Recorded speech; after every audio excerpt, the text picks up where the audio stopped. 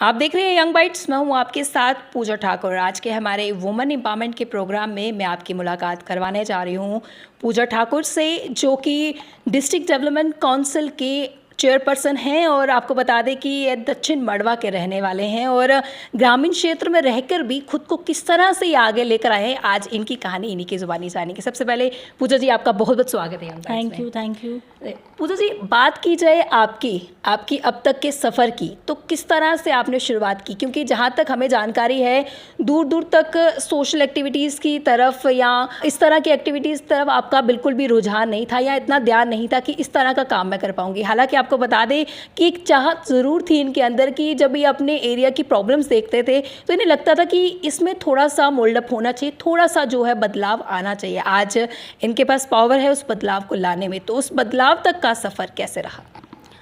सबसे पहले तो मैं आपका जो चैनल है यंग बाइट्स, उसका तहे दिल से शुक्रिया अदा करना चाहूँगी कि इतने दूर किश्तवाड़ में आप लोग मेरा इंटरव्यू करने आए। मैं आपको बता देना चाहती हूँ कि मैं, जैसे कि आपने बताया कि मड़वा दक्षिण से बिलोंग करती हूँ। दक्षिण में एक छोटा सा गांव है लोपारा, मैं वहाँ से हूँ। मेरे पेरेंट्स जो थे, मेरे फादर एक बैंकर थे और वो पोस्टेड थे जम्मू में, और मेरी मदर जो थी वो हाउसवाइफ थी and she is not educated, वो पढ़े लिखे नहीं थे, बट उनको हमेशा से ये था कि मेरी जो बेटियां हैं वो पढ़ें। हम सभी बच्चों को जो है, मैं बॉर्नी जम्मू में थी, वहीं पे पैदा हुई हूँ, तो मदर ने ये ठान ली कि हम वापस नहीं जाएंगे क्योंकि मुझे यहाँ पे अपने बच्चों को एजुकेशन देनी है। क्योंकि हमारा जो एरिया था उस टाइम पे, अगर मैं बात करूँ तो एजुकेशन के लिहाज से, खासकर गर्ल एजुकेशन की मैं बात करूँगी, तो मुश्किल से ही गिने चुने जो थे पढ़ पाते थे। क्योंकि एक तो बहुत दूर दराज एरिया में स्कूल थे, बाई फुट एक लड़की का जंगल से गुजरना तो सिक्योरिटी के लिहाज से भी ठीक नहीं था। तो पेरेंट्स जो थे बच्चों का जो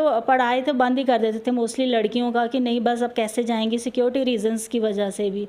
तो मदर के हमेशा ये दिमाग में रहता था कि नहीं, मुझे इनको पढ़ाना है, कुछ बनाना है। तो इसीलिए उन्होंने जो हमारी एजुकेशन थी वहीं पर, मैंने जम्मू से ही पढ़ा है, दीवान बद्रीनाथ से मैंने अपना हाई स्कूल किया है। उसके बाद मैंने Mubarak Mandi high secondary school से अपना 12th किया है। परेड कॉलेज में मेरा ग्रेजुएशन रहा एंड जम्मू यूनिवर्सिटी से मैंने मास्टर्स की है पॉलिटिकल साइंस में। उसके बाद फिर थोड़ा उस टाइम पे वो चाहती कि चलो पढ़ाई कर ली, अब साइड बाय साइड थोड़ा सा कुछ जॉब देख लेते हैं।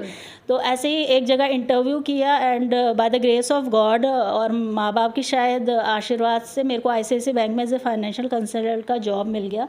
मैंने 2-2.5 साल तक जॉब किया और उसके बाद थोड़ा सा कुछ प्रॉब्लम आ गई। मेरी मदर जो है सडनली एक्सपायर हो गए एंड मेरे जो भाई बहन थे अभी पढ़ रहे थे, तो मुझे लगा कि अभी मैंने तो बहुत कुछ कर लिया है बट मेरे भाई बहनों को अभी पढ़ना है। फादर भी जॉब पे जाते थे तो इसलिए मैंने अपना जॉब जो है छोड़ दिया, उनकी पढ़ाई पे ध्यान दिया। एंड उसके बाद फिर जब मेरी शादी हुई तो मेरे जो हस्बैंड हैं, मेरे इन लॉज, वो भी लोपारा से ही हैं जहाँ से मैं हूँ।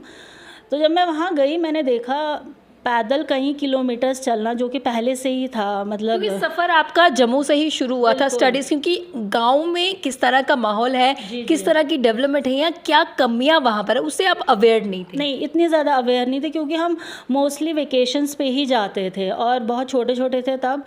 उसके बाद जाना कभी हुआ नहीं। बट जब मैं गई मैंने देखा वहाँ पे कि पैदल रास्ते हैं, नेटवर्क का पता नहीं। अपने फादर से बात करना चाहती थी तो दूर दराज, कोई मेरे को लगता 10 किलोमीटर पैदल चल के कैस्टडी होती थी। फिर वहाँ पे लेडीज़ लोग अंदर ही, मतलब अगर कोई काम है तो ही बाहर निकल, खेती बाड़ी एंड ऑल डैट, ऐसे मतलब बिल्कुल अंदर रहना है ये। तो मुझे थोड़ा सा लगा कि राजनीति भी है, ठीक है, मतलब मिनिस्टर्स भी हैं, सब कुछ है, बट हमारे एरिया में थोड़ा सा कुछ होना चाहिए था जो नहीं है। बट अंदर कहीं रहता था कि काश मैं कुछ कर पाती।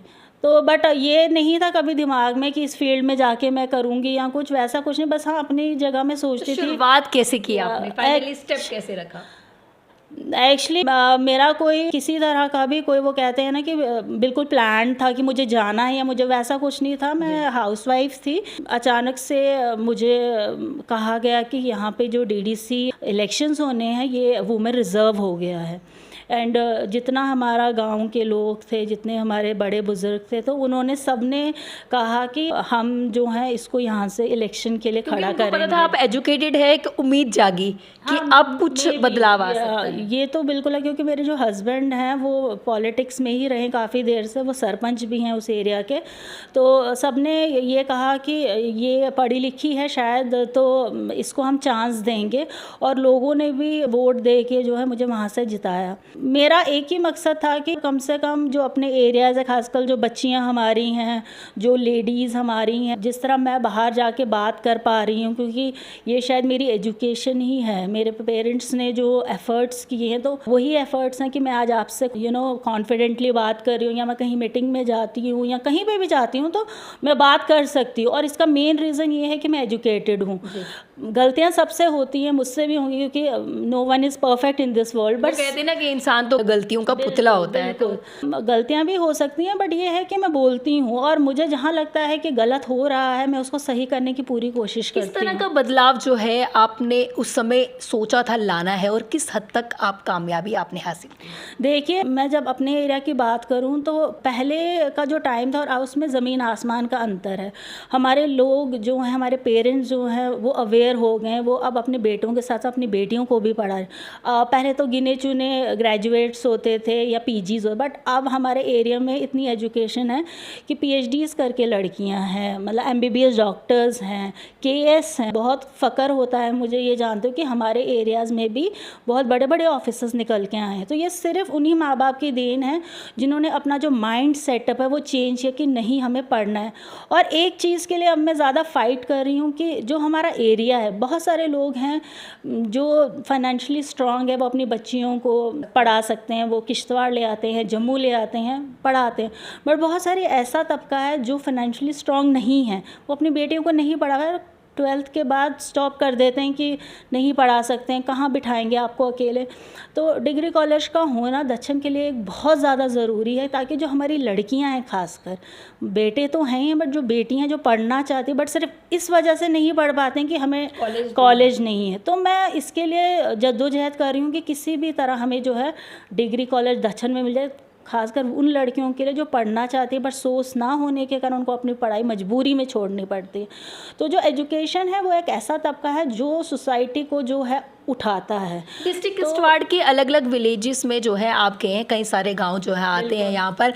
आज के टाइम पे आपको क्या लगता है उन्हें इम्पार्ट करने के लिए किस तरह की ज़रूरत है, और आप किस तरह से उसमें रोल अपना अदा कर रहे हैं? मैं बहुत सारे एरियाज़ में गई और अभी भी मतलब मुझे लगता है, मैं अभी 2 दिन पहले मैं पाडर का दौरा करके आई हूँ और मैंने बहुत सारे गांव वहाँ देखे जहाँ पे अभी भी लेडीज़ जो हैं अंदर हैं, मतलब जैसे बाहर खुल के नहीं बोल पाती हैं, या अपने उनके जो मसले हैं, जैसे कि गवर्नमेंट ने तो रिजर्वेशंस रखी हैं लेडीज़ के लिए, सरपंचेस हैं, पंचेस हैं, बट वो सरपंचेस भी सिर्फ नाम के सरपंच हैं, मींस काम वो खुद नहीं करते हैं, उनके हस्बैंड्स करते हैं। बट वो लोग तो मतलब बन गए हैं, बट उनको मौका नहीं, गलतियाँ देखिए, एजुकेशन नहीं है या अपने राइट्स के बारे में नहीं पता, मतलब पता नहीं है कि हाँ भाई अगर मैं सरपंच हूँ मैं खुद बात करूँ।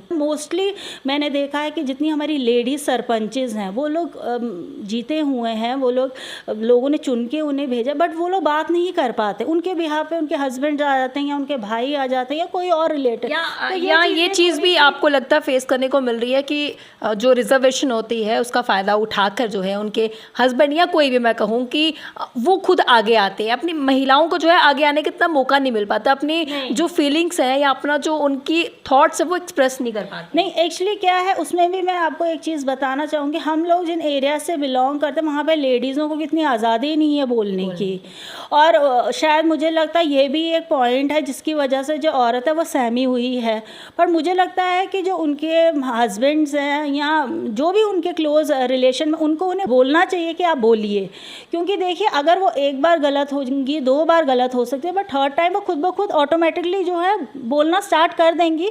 और ज़रूरी नहीं है कि आप इंटरव्यूज़ दें या आप, बट ये है कि लोगों के साथ इंटरेक्ट कीजिए, आप लोगों के साथ बैठिए, लोगों की मुश्किलों को समझिए। देखिए इससे क्या होगा कि अगर अब मैं यहाँ बोल रही हूँ, मैं अपने एरिया में जाके किसी भी एरिया में जाके 10 औरतों को इकट्ठे करके वो मेरे साथ कंफर्टेबली बात, आप ऐसा करते हैं बिल्कुल कंफर्टेबली मेरे से बात, बट अगर मेरी जगह कोई मेल वहाँ जाएगा बट अनकंफर्टेबल वो नहीं होना चाहिए। मतलब मेरे को लगता है कि इस चीज़ में भी हमें अभी बहुत सारी जो ऐसे एरियाज़ है, मैं अपनी डिस्ट्रिक्ट की बात करूँ जहाँ पे अभी भी लेडीज़ जो हैं डरती हैं बात करने से।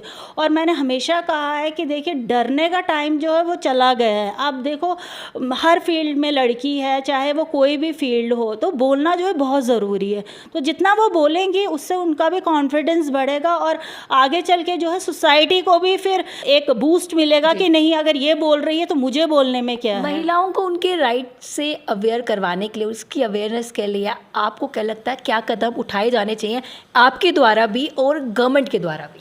देखिए हम लोग, मतलब मैं अपनी बात करूँ तो यहाँ पे जो मैंने पहले भी एक बार जब मेरा डिग्री कॉलेज में यहाँ पे वुमेंस डे पे मुझे बुलाया गया था, तो मैंने वहाँ पे भी बात की थी कि जो कला केंद्र बनाए गए हैं लेडीज़ के लिए या जो वुमेन सेल हैं, तो उन लोगों को जो है जो ग्रामीण क्षेत्र में जाके कैंप्स करने चाहिए। और हम, मतलब अगर मैं अपनी बात करूं तो मैं जहाँ पे भी जाती हूँ, जो भी सरपंच है मेरी, पंच है मेरी, हम उनके साथ डिस्कशन करते हैं कि जो आपकी लेडीज़ हैं उनको बाहर निकालिए, उनको बाहर निकाल के हम उनके साथ बैठ के बात करते हैं उनकी क्या प्रॉब्लम्स हैं।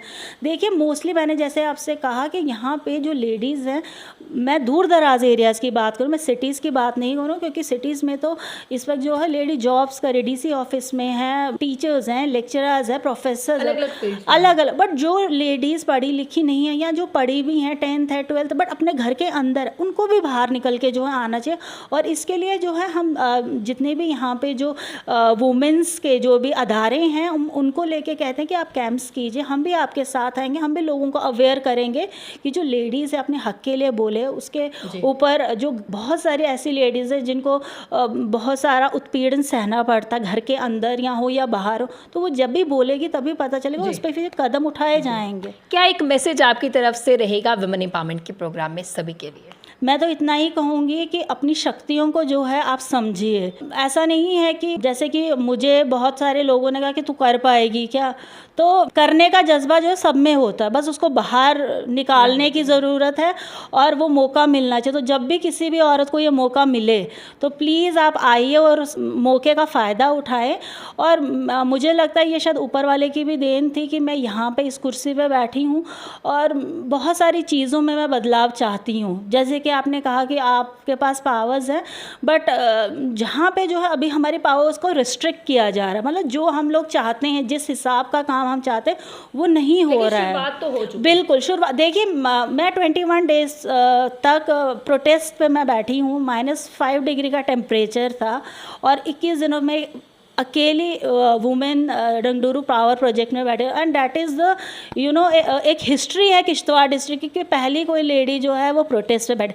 तो मैं ये हूँ कि मैं शायद किश्तवाड़ डिस्ट्रिक्ट में आई हिस्ट्री बनाने के लिए। और मुझे लगता है कि मैं ये नहीं कहूँगी कि मैं सबके लिए कोई एक बहुत बड़ी मिसाल हूँ, बट मैं ये कहूँगी कि मुझे देख के जो है हर कोई औरत घर से बाहर निकालनी चाहिए, क्योंकि मेरा कोई फील्ड नहीं था यहाँ का। बट मैं ऑब्वियसली अपने पेरेंट्स का, अपने इन लॉज का, अपने हस्बैंड का और साथ में जो पार्टी जिसने मुझे मैंडेट दिया वहाँ से, तो उन सब का ही रोल है, तो तभी मैं इस चेयर पे हूँ। जी धन्यवाद हमारे साथ जुड़ने के लिए। तो आज के हमारे वुमेन एम्पावरमेंट के प्रोग्राम में हमारे साथ डीडीसी चेयरपर्सन पूजा ठाकुर जी जुड़े थे, जिन्होंने अपना एक्सपीरियंस भी शेयर किया और बताया कि कितनी ज़रूरत है अभी भी एजुकेशन को और ज़्यादा बढ़ावा देने की। यूँ तो बात की जाती है बेटी बचाओ बेटी पढ़ाओ की, लेकिन इसे इम्प्लीमेंट ज़्यादा से ज़्यादा जो है ग्रामीण क्षेत्रों में करने की ज़रूरत है। उसके साथ साथ इन्होंने ये भी कहा कि महिलाओं में जोश और जज्बा रहता है, लेकिन ज़रूरत है अपनी शक्ति पहचानने की। अगले अपडेट लेकर फिर मैं हाजिर होंगी, तब तक के लिए आप देखते रहिए यंग बाइट्स।